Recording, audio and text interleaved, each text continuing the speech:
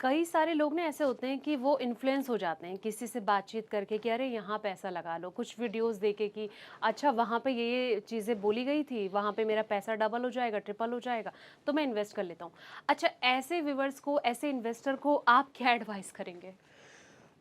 ऐसे व्यूअर्स और इन्वेस्टर्स के लिए हमारे रेगुलेटर्स ऑलरेडी बहुत अवेयरनेस का काम कर रहे हैं। हुँ, ठीक है, आप देखेंगे तो जो इन्फ्लुएंस की आप बात कर रहे हैं संध्या जी, इस चीज़ के ऊपर हमारे रेगुलेटर्स गवर्नमेंट्स भी बहुत एफर्ट कर रहे हैं अवेयरनेस स्प्रेड करने की, यार कि आपको गलत इन्फ्लुएंस में आपको इन्वेस्टमेंट नहीं करना चाहिए।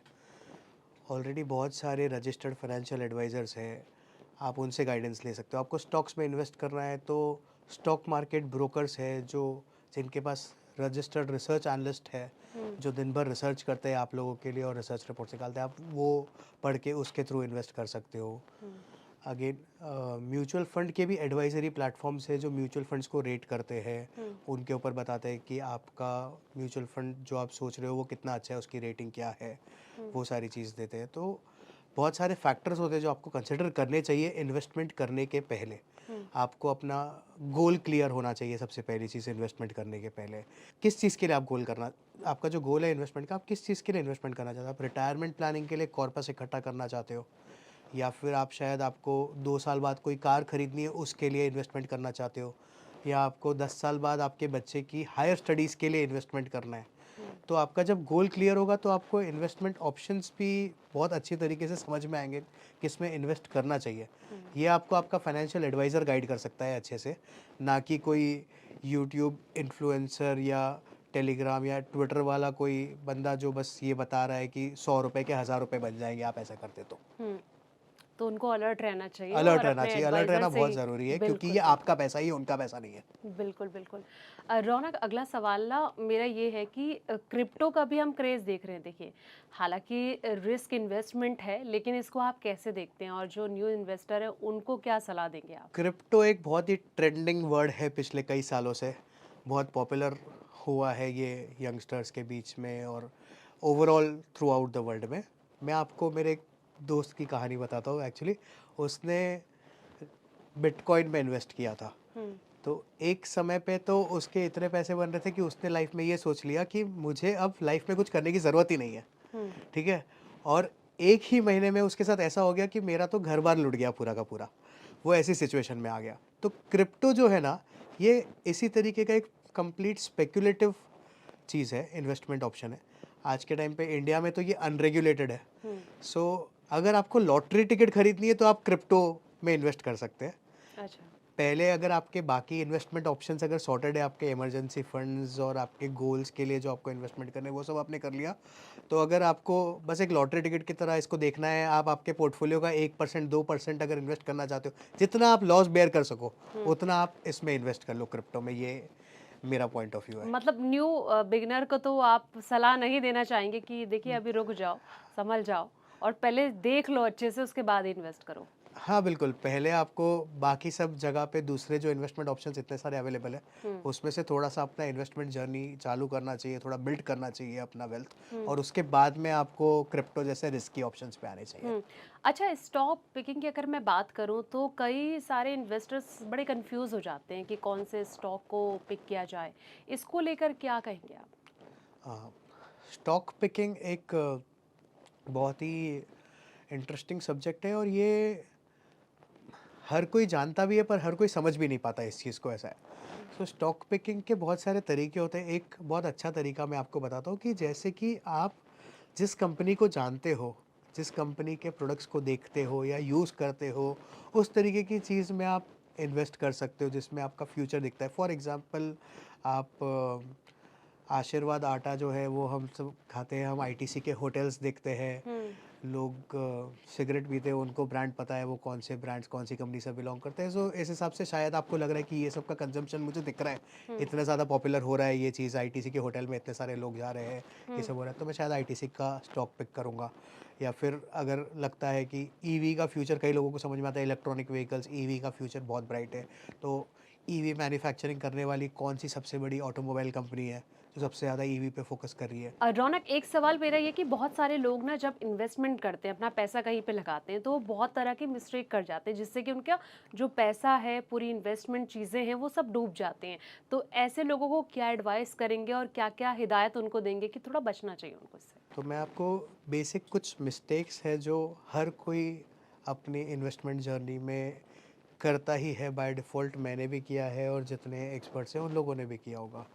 सो ऐसी कुछ चीज़ें हैं, जैसे सबसे पहला जो मिस्टेक होती है इन्वेस्टमेंट में वो होता है फोमो, ठीक है, अच्छा। Fear of missing out. Hmm, हम सबको ये फियर होता है कि इसने इन्वेस्ट कर लिया, इसने ये स्टॉक इतने पे लिया था, ये स्टॉक इतना अब तो इतना बढ़ गया, हुँ, तो मुझे भी ले लेना चाहिए। और मैं शायद वो फियर ऑफ मिसिंग आउट में वो चीज़ ले लेता हूँ without any research, without any proper study, मैं शायद उसको बाय कर लेता हूँ। इस तरीके की मिस्टेक हम करते हैं। फिर एक मिस्टेक जो हम करते हैं वो होता है जो हमारा कैपिटल एलोकेशन बोलते हैं हम उसको।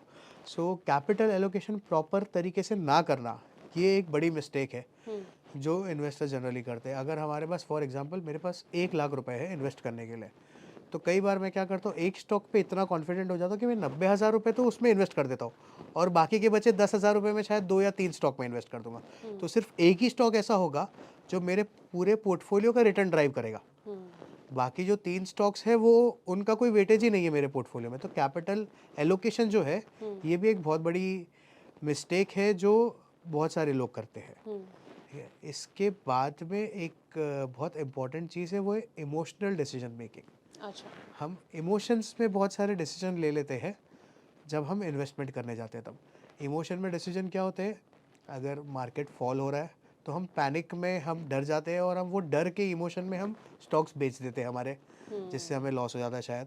और जब मार्केट बहुत ज़्यादा बढ़ रहा है तो हमारे ग्रीड के इमोशन में हम तब स्टॉक बाय कर लेते हैं जब वो शायद बहुत ज़्यादा ओवर वैल्यूड होता है। बिल्कुल। हुँ, और बहुत सारे लोग स्टॉक्स में ये भी चीज़ नहीं समझते कि अगर स्टॉक 100 रुपये का है हुँ, तो वो सस्ता है और स्टॉक 1000 रुपये का है तो वो महंगा है, इस तरीके से लोग देखते हैं। बट जबकि ये ट्रू नहीं है। जो स्टॉक की वैल्यू है वो उसका टोटल ओवरऑल वैल्यूएशन पे देखा जाना चाहिए। हुँ, ठीक है, आप 100 रुपये का स्टॉक ले रहे हो वो सस्ता है और 1000 रुपये का स्टॉक ले रहे हो वो महंगा है, ऐसा नहीं है। हुँ। हो सकता है शायद 5000 रुपये का स्टॉक है, उसकी भी वैल्यूएशन इतनी कम है कि वो ज़्यादा सस्ता हो। तो वैल्यूएशन समझना बहुत इंपॉर्टेंट है रादर देन स्टॉक प्राइस को देखना। हुँ। बिल्कुल, ये कई फैक्टर आपने बताए और मुझे लगता है कि इस वक़्त जो इन्वेस्टर हमें देख रहे हैं ना, तो उनके बड़े काम की ये चीज़ें आने वाली है। अच्छा, एक सवाल मेरा ये कि अभी जैसे कि हम देख रहे हैं कि मार्केट में ना इस बार इक्विटी और कंपैरिज़न किया जाए मेटल की, ख़ास तौर पर गोल्ड और सिल्वर की बात की जाए, तो देखिए बूम है। लगभग 50% रिटर्न मिलना और कहीं न कहीं इक्विटी को बीट करना, ये अपने आप में बड़ी बात है और इन्वेस्टर जो हैं कि अब कहीं न कहीं थोड़ा-सा डाइवर्सिफ़ाई कर रहे हैं गोल्ड की तरफ, सिल्वर की तरफ।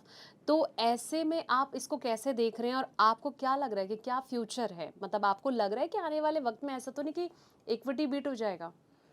अ, देखिए, ये तो सारे इन्वेस्टमेंट ऑप्शंस की हमने अभी तक बात करी, हुँ, हमने स्टॉक्स की भी बात करी, हमने गोल्ड, सिल्वर, रियल एस्टेट सबकी बात करी।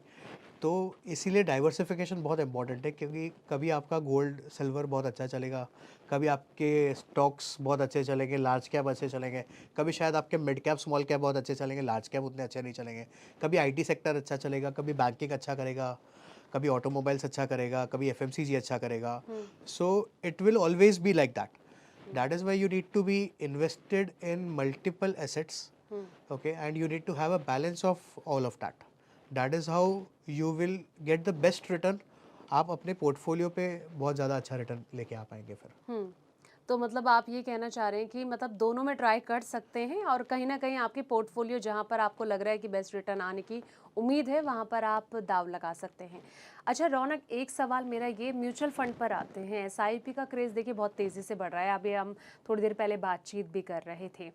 तो क्या लग रहा है कि अभी ये कितना सेफ़ इसे माना जा सकता है? S I P of course one of the most safest बोलूँगा मैं, हुँ, इन्वेस्टमेंट ऑप्शन है। एस आई पी के बहुत सारे बेनिफिट्स हैं जो कि आपको बाकी सारे ऑप्शंस में नहीं मिलते।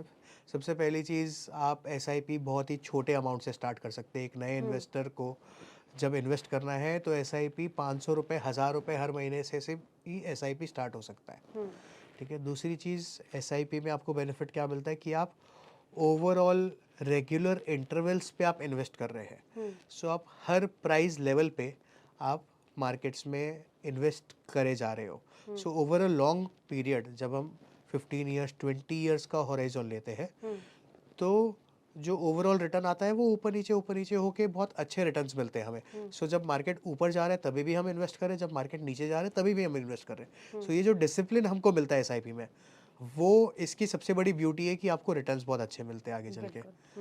फिर जो CIOs होते हैं बड़े बड़े AMCs के, they are so expert, they are so well versed. वो लोग मार्केट्स को बहुत अच्छे से समझते हैं और वो लोग बहुत अच्छे स्टॉक्स को पिक करते हैं हमारे लिए, हमारे बिहाफ पे वो इन्वेस्ट कर रहे हैं। तो SIP ऑफ कोर्स एक बहुत अच्छा ऑप्शन है। एक और बहुत इंपॉर्टेंट एस्पेक्ट है SIP का या म्यूचुअल फंड्स का। जब आप म्यूचुअल फंड्स में इन्वेस्ट करते हो, जब आप डायरेक्ट स्टॉक्स में इन्वेस्ट करते हो, मान लो आपने एक स्टॉक में डायरेक्ट आज इन्वेस्ट किया, वो 4 महीने 5 महीने में बढ़ गया, वो स्टॉक का प्राइस शायद 40-50% बढ़ गया, तो आप उसको बेच दोगे, ठीक है। और म्यूचुअल फंड्स में क्या होता है कि जो CIO है, जो फंड मैनेजर है, वो लोग कॉल्स लेते हैं इसको कब इसको इन्वेस्ट करना है, क्योंकि उनको उसकी रियल वैल्यू पता रहती है। तो उसमें शायद जो आपको 40-50% का रिटर्न देख के आप सेटिस्फाई होकर उसको बेच दिए, वो म्यूचुअल फंड शायद वैसा नहीं कर। म्यूचुअल फंड को पता है कि इसका रिटर्न तो 500% तक जा सकता है। So they are well aware about that. तो वो एक बहुत बड़ा बेनिफिट होता है। इसके साथ साथ एक टैक्सेशन का भी बड़ा बेनिफिट होता है जो लोग शायद नोटिस नहीं करते, क्योंकि इतना बड़ा इम्पैक्ट लोगों को दिखता नहीं है। जब आपने 50% में उसको बुक कर लिया प्रॉफिट, तो आपका उसी टाइम पे उसको एक टैक्स ड्यू हो गया जो आपको टैक्स पे करना पड़ेगा। बट म्यूचुअल फंड्स में ऐसा नहीं होता। जब आप 20 साल बाद वो यूनिट्स बेचोगे तब आपको टैक्स पे करना पड़ेगा इस चीज़ के ऊपर। एंड उसका रेट जो है टैक्सेशन का वो भी बहुत लोअर होता है as compare to direct stocks जो आपने शॉर्ट टर्म में एग्जिट किया वो। अच्छा रौनक, एक मेरा सवाल और कि मतलब जब भी हम इन्वेस्टमेंट की बात करते हैं तो ज़्यादातर लोग ना लॉन्ग टर्म को लेकर ही एडवाइस करते हैं। अच्छा, अगर किसी को पैसे से, जैसे कि शुरुआत में मैंने कहा था कि आज के इस टॉपिक में पैसे से पैसा कैसे बनाया जाए, तो आप क्या मानते हैं कि पैसे से पैसा बनाना किस चीज़ में आसान है? शॉर्ट मिड स्टॉक में पैसा लगा के, या फिर लॉन्ग टर्म के लिए सोच के पैसा बन सकता है? सो शॉर्ट मिड टर्म जो होता है वो, उसको आप इन्वेस्टमेंट बोल नहीं सकते, उसको आप मोरलेस ट्रेडिंग बोलेंगे। It is a trading that you are doing. Investment जब हम बोलते हैं तो ये हमेशा लॉन्ग टर्म ही है। आप किसी भी बड़े इन्वेस्टर की बात करो जिनके हम एग्जांपल्स लेते हैं, वॉरेन बुफे हो गए या राकेश झुनझुनवाला हो गए, बिल्कुल। हर किसी ने लॉन्ग टर्म स्टॉक इन्वेस्टिंग से ही पैसा बनाया है। सो वॉरेन बुफे का एक बहुत फेमस कोट है, stock market transfers money from impatient to patient. ठीक है, अगर आप थोड़ा सा पेशेंस नहीं रख पाएंगे तो शायद आप गलती कर बैठेंगे इन्वेस्टमेंट में, और अगर आप पेशेंस रखेंगे लॉन्ग टर्म का तो आपके इन्वेस्टमेंट सही होने के चांसेस बहुत ज़्यादा है। सो मार्केट हमेशा पेशेंस जो रखता है उसको रिवॉर्ड करता है। लेकिन हर किसी को तो जल्दी जल्दी पैसा कमाना है ना, पैसे से पैसा बनाना है, करोड़पति बनना है, तो फिर ये कैसे पॉसिबल हो पाएगा? क्योंकि लंबा इंतज़ार, 10-20 साल का इन्वेस्टमेंट, कई लोग इतने पेशेंस से नहीं हो पाते उनके अंदर। वो चाहते हैं कि हम थोड़े कम टाइम में बड़ा पैसा बना लें। कम टाइम में बड़ा पैसा बन सकता है पर उसकी प्रोबेबिलिटी बहुत कम होती है। सो ये एक बहुत ही रिस्की बेट है। इसके लिए ऑप्शंस, क्रिप्टो जो हमने डिस्कस किया वो है, स्टॉक मार्केट में जो ऑप्शंस होते हैं फ्यूचर एंड ऑप्शंस, उसमें शायद ये चीज़ बन सकती है। कुछ इन्वेस्टर्स ने वर्ल्ड वाइड ऐसे कुछ स्टोरीज भी है। एक इन्वेस्टर था जापान का, ठीक है, उसने कुछ 500% रिटर्न गेन किया था 2 दिन या 3 दिन के अंदर अपने इन्वेस्टमेंट पे, and he made millions of dollars. But उसको खुद को नहीं समझा कि वो कैसे हुआ। It was just a lucky draw, उसके लिए निकला वो। सो इस तरीके की स्टोरीज है, लोगों ने बनाए भी है ऐसे पैसे, बट उसके चांसेस शायद 0.01 होंगे प्रोबेबली। तो लोग चाहे तो वो रिस्क ले सकते हैं, उसके साथ रिस्क बहुत बड़ा है, लेकिन लक भी साथ देना लक चाहिए। भी साथ देना चाहिए।